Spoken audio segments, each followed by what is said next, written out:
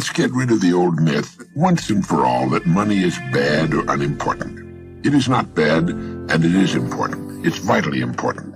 It's just as important as the food and clothes it buys, the shelter it affords, the education it provides, and the doctor's bills it pays. Money is important to any person living in a civilized society. To argue and split hairs to the effect that it's not as important as other things is absurd. Nothing will take the place of money in the area in which money works, and that's all there is to it. What is money? Money is the harvest of our production. Money is what we receive for our production and service as persons, and which we can then use to obtain the production and services of others. We can quite often accurately gauge the extent of our production and service by simply counting the amount of money we receive for it. You'll hear people say, money won't bring happiness. The earning and possession of money has brought a lot more happiness than has poverty. Money is a warm home and healthy children. It's birthday presents and a college education. It's a trip abroad and the means to help older people and the less fortunate. We're not saying that piling up a lot of wealth is important. What we're saying is that money is important because it's the only reward which is completely negotiable and can be used by everyone. Look at it this way. A diamond is more valuable than a lump of coal. Yet that's exactly what a diamond was at one time. And just as a lump of coal can be transformed into one of the world's most valuable gems, a human being can vastly increase his or her own value to the world. Try to remember this formula. The amount of money we receive will always be in direct ratio to the demand for what we do, our ability to do it, and the difficulty of replacing us.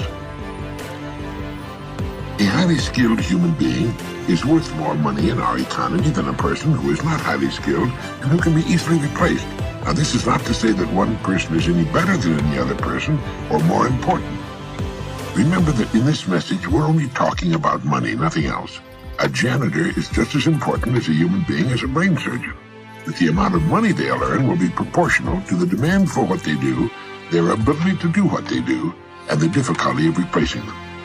A person can be trained to clean and maintain a building in a few weeks, and replacing the person is not difficult.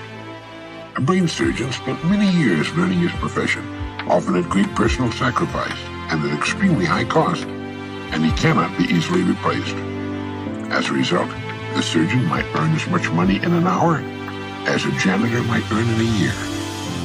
Now, these are extreme cases used to show the relation of income to demand, skill, and supply, and this is as it should be. This is why there are few limitations on a person within his or her company and industry.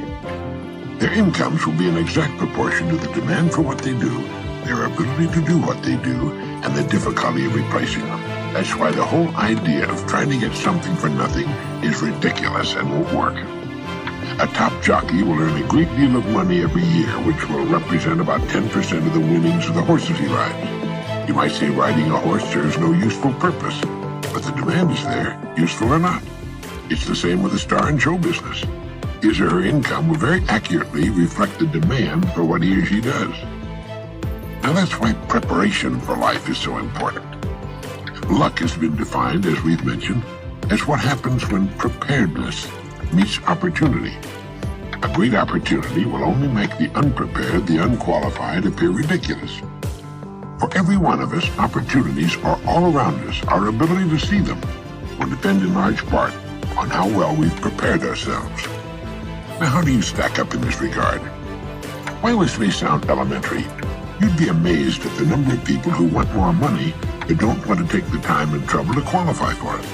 And until they qualify it, there's no way on earth for them to earn it.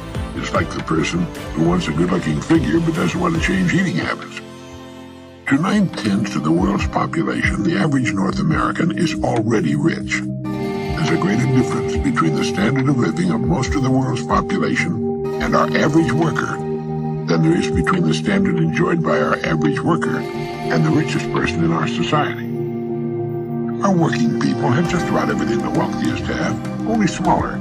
They have a home, car, often two of them, radio, TV, savings account, debts. They're just smaller. Their food is as good and just as plentiful. Their beds are just as comfortable. Their home is just as warm in the winter. They have exactly the same amount of time and just as much, maybe more freedom. Their life expectancy at birth is about 75 years. For the rest of the world, on the average, it's less than 60. With only a fraction of the world's population, we in the free world have half the world's total money income. We have more than 2/3 of all the automobiles on the planet. So in talking about money, let's understand that we're already rich as a people. Now, how much do you want? How much money do you need to live the way you want to live, to accomplish the goals you've established for yourself?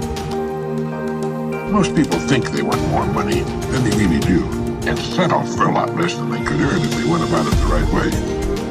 The world will pay you exactly what you bargained for, exactly what you earn, but not a penny more. You remember that old poem that goes, "I bargained with life for a penny, and life would pay no more"? Well, that's about it. We'll receive not what we idly wish for, but what we justly earn.